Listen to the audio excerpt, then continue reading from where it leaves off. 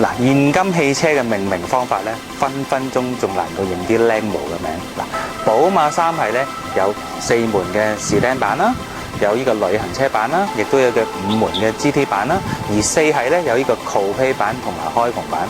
嗱，依架係一個寶馬嘅新車，佢明明好應該係叫做3系嘅 Sportback 或者3系嘅 Hatchback 啊，不過唔好彩，呢啲名俾人用晒啦，所以咧佢叫做咩咧？4系 Grand Coupe。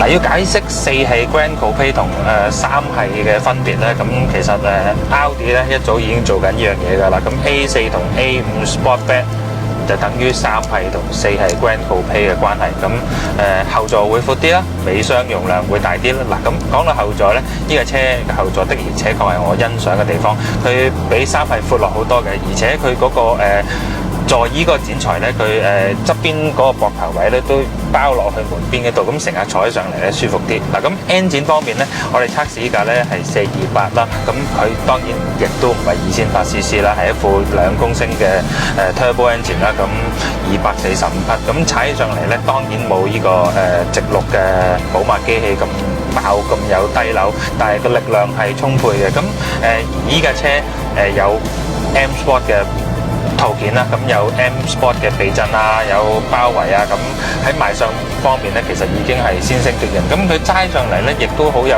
傳統寶馬嘅特性啦。咁轉向好準嘅，成架車雖然都唔細部，但係喺山路上邊好靈活嘅。咁係一部非常之有駕駛感嘅寶馬啦。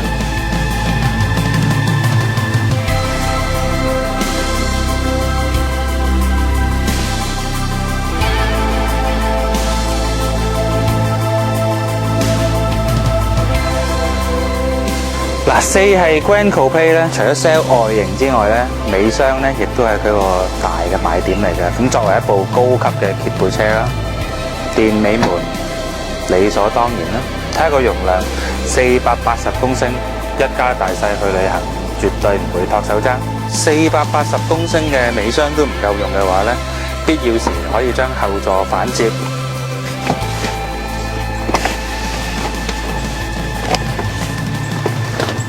容量變成1300公升，裝乜都得啦話。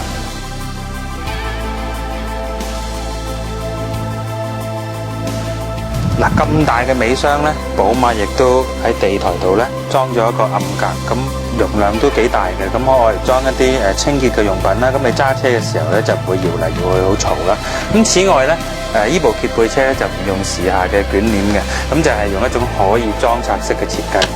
咁裝拆咧都非常之方便。咁當你要裝一啲好高嘅物品嘅時候咧，咁個靈活彈性度咧就會高好多啦。